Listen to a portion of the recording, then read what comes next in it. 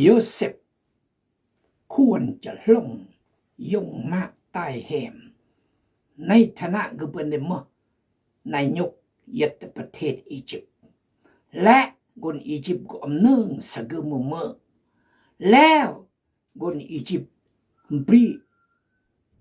แย่งเตลังเกียจกนเฮบรูเดโยเซฟร่วมปลาโยเซฟธรรมดาโยเซฟประสอบอันเมื่อหนึ่งเสดเมื่อปังกาเบรียมกี่คือกมูเดกุเกิดถ้าเบื่อเมื่อเจ้าเมื่อนายประสอบละเสดเมื่อกมูปลากประสอบปลาก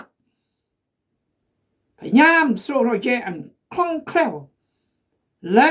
ปลาละอันเหมือนเบรียมสังคมฐานะความรู้แล้วลงแต่โยเซฟต่างโยเซฟต่างโมเสสก็ต่างรักสนเผ่าดีเกินพี่น้องเอ้ยเรียมแมบกีชีวิตแมบกีพระเจ้าอวยพรพระเจ้ายัดพร้อมอีต้องรักคุมหูอีและเป็นห่วงยอย่อยอ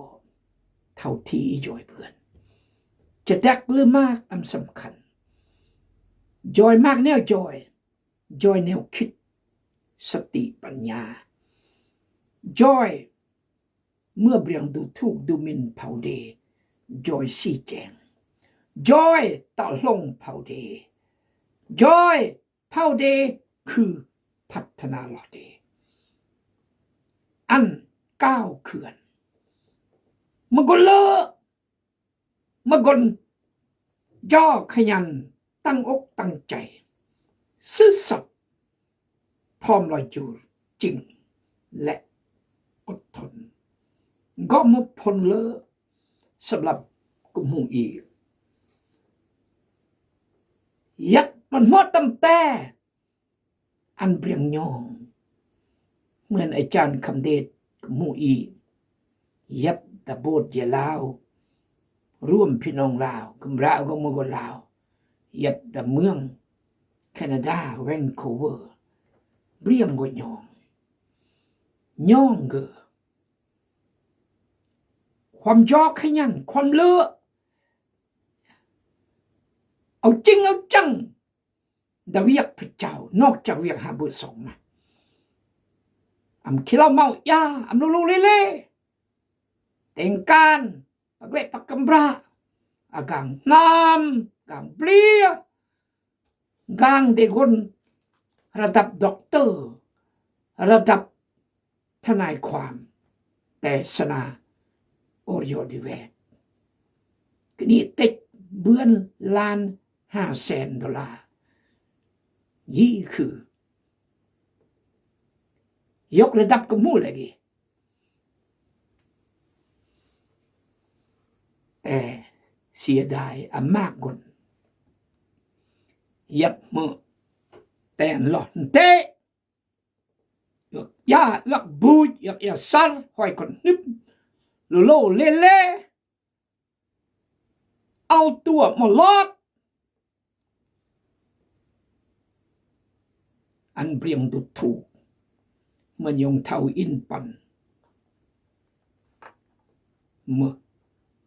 เจไทยเดะกำรักกุมูเย็ดกุ้งมงอำเภอสองแควหรือยาอำเภอสองแควจังหวัดน่านอุยบุบเราก้อนย่งกับกุมูมีคนกุ้งอีขี่ยอดแต่งเวียบซึมตุดสองเบื้องเนื่อน$700ร้อยมา700 มาท40 ปี700 มาทนี่มากเติบซึมสอง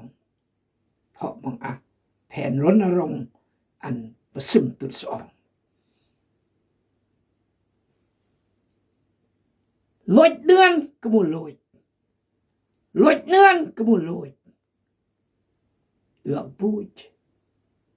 สังสมาเบอร์ฟุ่มเฟื่อยอำทรงกำระก่อนเดซัมระก่อน2 เบอร์หักมาได้เอง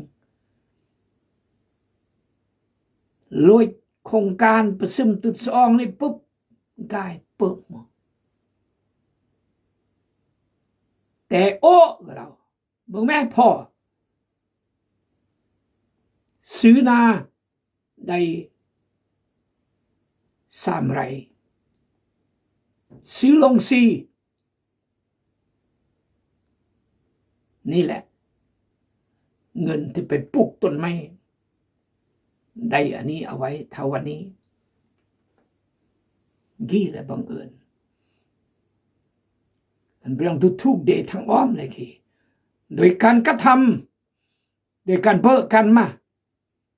อีกคนเปลี่ยนแปลงเท่าบุญจันทร์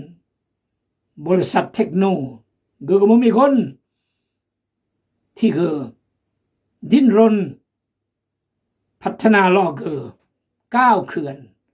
สมควรเมื่อนักธุรกิจขอสมเสยขอแสดงความยินดีแต่เราเรื่องพระเจ้าเริ่มเข้าใจเลยก็มีอย่างมาเมื่อเรื่องเริ่มเข้าใจก็มีอย่างมาคือจะคอมเมนต์เราทั้งเมื่อก็มาเรื่องเกิดแต่ครอตาทุกย่อเลยย่อเข้าใจแล้วก็แล้วเข้าใจแล้วก็โหยอีกบังคับอันคนเข้าใจฉะนั้นมากแนวอีจะจอยกับมูจอยเราเด็กกาลยัดเมื่อก็เลออันเปรียงชมอันเปรียงยอมอันเปรียงยอมรับสักกับมูก็สลัดกับมูก็เฮรกับมูก็เลอกับมูก็เก่งกับมูก็แต่งเบื้อนกับมูก็เบื้อนเบื้อนมาเบื้อนเกิดเบื้อนยัดเบื้อนย่อเบื้อนกายเบื้อนมาเบื้อนยัดอยู่อีคือจอยกับมูเลย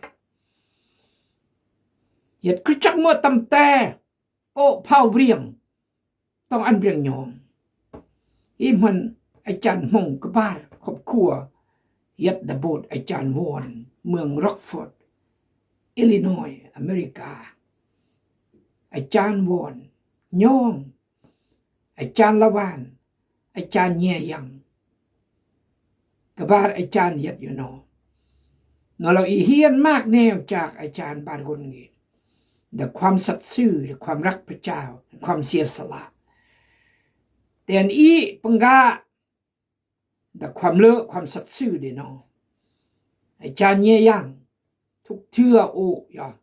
ดื่มเด็กอ่างก็ต้อนรับอย่างเลอะสระมา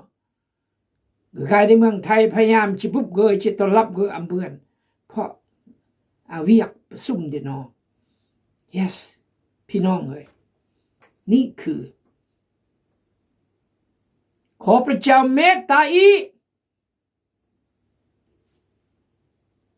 อันอีเหมือน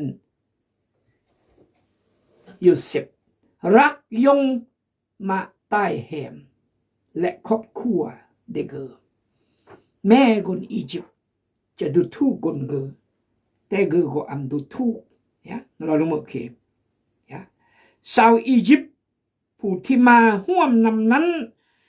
เขาได้จัดให้กินโต๊ะหนึ่งอีกต่างหากเพราะเขาถือว่ามันเป็นการอับอายใครนะที่จะกินเข้าห่วมโต๊ะกับชาวเฮบเรอสุดยอดเป็นการอับอายใครนะที่จะกินเข้าห่วมโต๊ะกับคนเฮบเรอนั่นก็คือตายแหมเดโยเซฟแต่โยเซฟรังเกียจคนอียิปต์รังเกียจก็แต่เกอรังเกียจเกอรักเกอยามเกอเรียนอุมัดสะอื่นเกอจิจอย ยงครบครัวคือกายในอียิปต์ถ้าพี่น้องเฮียนต่อยอดจิบุยังอยู่เรื่อยๆดอมสมอเรื่องโยเซฟพี่น้องเอ้ยขออันมาบทเฮียนเปลี่ยนพยายามอีบทเรียนอันล้ำค่าสอกหายากที่สุดอย่าตะโลกีมาเรื่องจริงและพระเจ้าเมื่อคนสั่งโมเสสก้อยโดยตรงอันเมื่อเกิดและก้อยอันเมื่อเหมือนประวัติพระเยซูคำสอนในพระเยซูก้อยด้วยลูกศิษย์ที่สัมผัสกุยเม็ดจับบายแล้วก่อยแต่โยกีอัมมาเมื่อพระเจ้ามอกทุกสิ่งที่พระเจ้าเล่ามาความจริงเลยสาธุการในพระเจ้าขอสมัยเลิกก่อนก็มูดร้อยจมูกเนี่ยแต่ลาวไทยจีนเวียดนามอเมริกาแคนาดาฝรั่งเศสขอพระเจ้าอวยพรบ่อันบ่เมื่อมีคนอาหารเยี่ยมเหมือนยูเซฟเยก้อนนักศึกษายัดเวียงจันทร์หลวงพระบางอุดมไซและห้วยไซน้อยแต่ละม่อนแต่ละแห่งจิ้มกุ้งครอนอีอาหารเยี่ยมเหมือนยูเซฟและพระเจ้าจะอวยพรเยี่ยมรำย่อปฐมกาลบท44โยเซฟได้สั่งคนหับไส่ผู้ที่รับผิดชอบในเฮือนของตนว่าจงเอาเสบียงอาหารใส่ทึกของคนเหล่านี้ให้หลายเท่าที่พวกเขาสามารถเอาเมื่อใดและให้เอาเงินของแต่ละคนใส่ถึงเข้าในถุงของแต่ละถุงให้เอาเงินค่าเข้า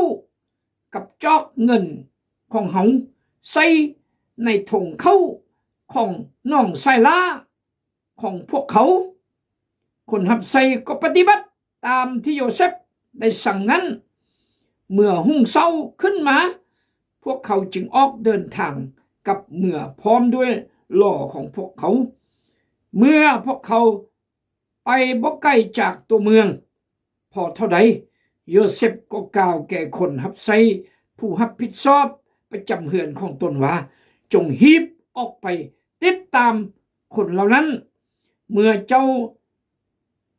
ทันพวกเขาแล้วให้เจ้าถามพวกเขาว่าเป็นหยังพวกเจ้าจึงประพฤติการชั่วตอบแทนการดีเป็นหยังจึงลักเอาจอกเงินนายของค่อยที่เพิ่นใส่ดื่มและใส่ทำหน่วยเบิงเหตุการณ์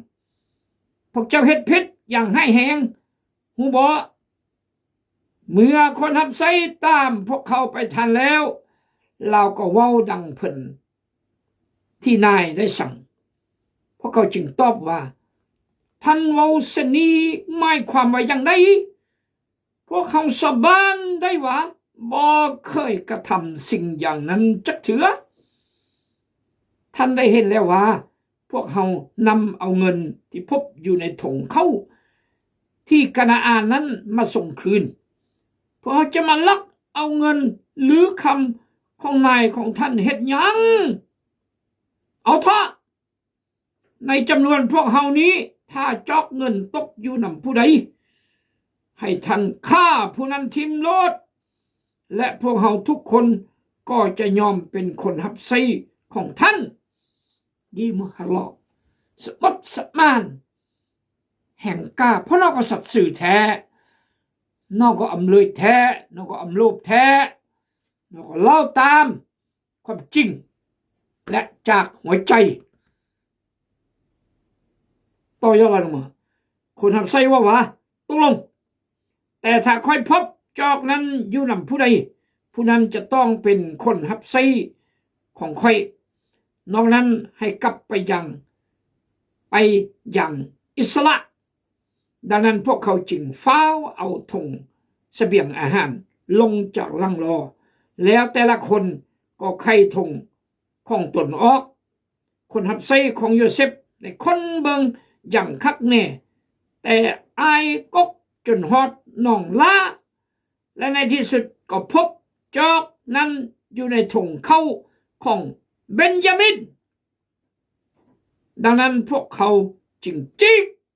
เสื้อของตนด้วยความเสียใจพวกเขาเอาธงขึ้นลังรอคืนและกลับเข้าไปในเมืองอีกเมื่อยูดาและอายน้องของเรากลับมาฮอดเพื่อนของโยเซฟพอดีในขณะนั้นเพิ่นเองก็ยังอยู่เฮือนพวกเขาพากันก้มคาบลงต่อหน้าเพิ่นและโยเซฟจึงว่าเป็นหยังพวกเจ้าจึงเฮ็ดเช่นนี้พวกเจ้าบ่ฮู้บ่ว่าคนคือค่อยนี้มีตาทิพย์ยูดาว่าบ่ฮู้จะเว้ากับท่านอย่างได้แล้วท่านเอ้ยบ่มีทางโต้เถียงได้แล้วและบ่ฮู้ว่าจะพิสูจน์ความบริสุทธิ์ได้อย่างไรพระเจ้าได้ประทานประจานไข่หน้าความผิดของพวกเฮาแล้วบัดนี้พวกเฮาทุกคนตกเป็นคนรับใช้ของท่านและบ่แม่นแต่ผู้เดียวที่ท่านได้พบจอกน้ำโยเซฟว่าโอ้บ่ข้อยจะเฮ็ดเช่นนั้นบ่ได้ดอกข้อยพบจอกนำผู้ใดแม่นผู้นั้นแหละที่จะตกเป็นคนรับใช้ของข้อยนอกนั้นจงกลับเมื่อหาพ่อของพวกเจ้าอย่างปลอดภัยเถิดกี่คือยูดาเพราะเกลับปากกับยงโอ้ครอสมดสมานอุทิศลอซาอูจะปกป้องเบนจามินอันเกิดเมื่ออันตรายอุเดชีวิตอุลับประกันจิมดหรือกับกายจรอยงก็นี่ตักติกเล่เหลี่ยมเดโยเซฟจะอันนอเงาะเกลือหรือเพิ่มเขื่อนและแต่งอันนิมิตดีเกิดสำเร็จเดจอกกมูลที่เอือกเซดาริยาแหมลุ่นดีกันดีและแต่งบนไซไร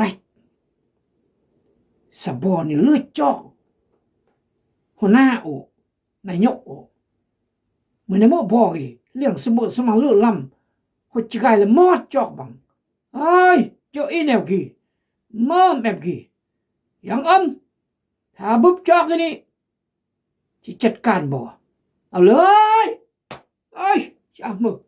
อีบริสุทธิ์สัตย์ซื่อคราแยงแต่ละคนตั้งแต่อายตรานจนรวดเบนจามินชาบุบ้าจะโถมือสมมือรองแต่น่ะเมื่อมันกี่โอริโอได้จากแต่แสดงความลุดหวังโศกเศร้าเสียใจอย่างลึกซึ้งบิอัมจะเล่าเบือนจากแต่นี่คือวัฒนธรรมเด็กคนตะวันออกกลางยืมมือมันยอดึกออกดึกมาเรียนจะเดียดยืมมือกี่ถ้าหน่อยจุเหี่ยมอันใดอันหนึ่งมากี่เอาล่ะอีกจะมือคอยปลอยรับใส่นายบ่อำเบือนสพอลงไปก่อนยกเลยเมื่อเลยคนก็นี่รับผิดชอบมือจากอันเลยจำคนรับผิดชอบไม่ได้10 คนบอกไอ้จอมอะไรเรื่องโก้อันยงมาเบื่อแต่สำหรับแฮมรุ่นหมอเหตุขี้เพราะเกิดเหมือนนักโทษก็เลยจอกวิธีเด็จะเสพกวนนอนักน่วงสมอแต่งอันนอนคิดมากแล้วก็ตกใจเหมือนว่าเหตุการณ์ที่เกิดขึ้น ตระกัดอำเลียนมากบัดความมาบดีความผิดดีแต่อันอีตระกัดมากแต่อันอีงุนงงแต่อันอีจุบปวดแต่อันอีอ้วนแกลนแต่อันอีท้อถอยแต่อันอีวุ่นวายย้อนกายอารมณ์บิเบือนระวังพี่น้องระวังสมองแต่อันชีวิตอีกอย่ารอดจุดกีโยเซฟเราต้องอันเบือนต้องเกิดมีคนข้อ18ยูดาห์ได้เข้าไปหาโยเซฟและขอห้องว่าท่านเอ๋ยกรุณาให้ข้าน้อยได้เว้ากับท่านอย่างกุ้งไปกุ้งมาได้ทอนอย่าเฝ้าให้ข้าน้อยเลยท่านเองก็เป็นดังกษัตริย์ท่านได้ถามข้าน้อยว่าเจ้ามีพ่อและน้องอีกบ่พวกข้าน้อยก็ตอบว่าพวกเฮามีพ่อที่เฒ่าแก่หลายและยังมีน้องชายผู้หนึ่งที่เกิดมาเมื่อเพิ่นเฒ่าแก่แล้วอายของเด็กผู้นี้ได้ตายไปแล้วและเราผู้เดียวเท่านั้นที่เกิดห่วมท้องแม่เดียวกันที่ยังมีชีวิตอยู่ฉะนั้นพ่อจึงฮักเราหลายท่านเอ๋ยท่านได้บอกให้พวกข้าน้อยเอาเรามาที่นี่เพื่อท่านจะได้เห็นเราและพวกข้าน้อยก็ได้ตอบท่านว่าเด็กผู้นี้จากพ่อของเราบ่ได้ถ้าเราจากมาเมื่อใดพ่อของเราต้องตายเมื่อนั้นถ้าเราจากมาเมื่อใดพ่อของเราต้องตายเมื่อนั้นแล้วท่านก็ว่าพวกเจ้าอย่ามาให้ค่อยเห็นหน้าอีกถ้าบ่มีน้องชายของพวกเจ้ามานำยูดาห์ในฐานะมึงคนรับประกันจากยงย่างยลงกาลนบงบท่านเอ้ยโอ้ครอสีแจงท่านมึงคนนี้ก็เล่าโอ้ก็อารกายแต่ยงนี่เรียมพุกพันยัดยอก่อนคนกีเพราะยงรักมาโนและเกิดก่อนยามกือเท่า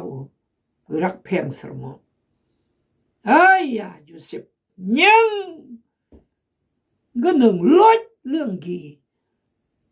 แต่เวลาพื้นก็เด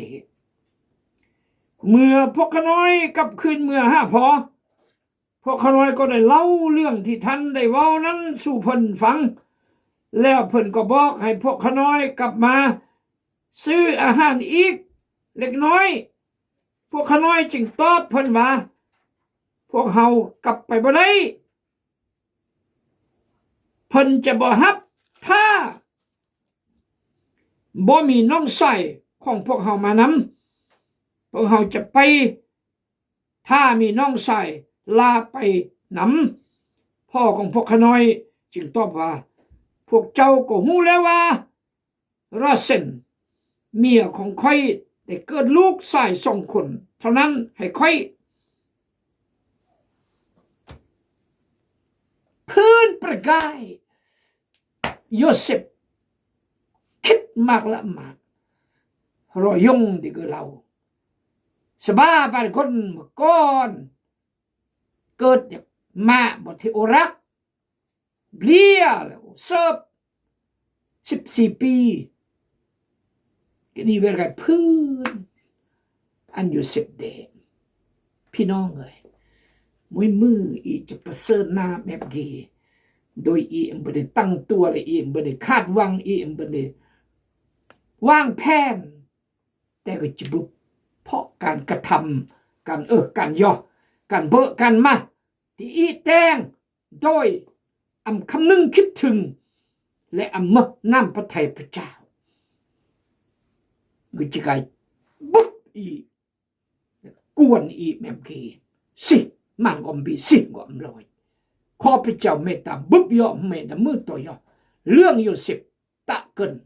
จนจบ พี่น้องจิเบิ่นได้บทเรียนล้ำค่าพระเจ้าอวยพรอาเมน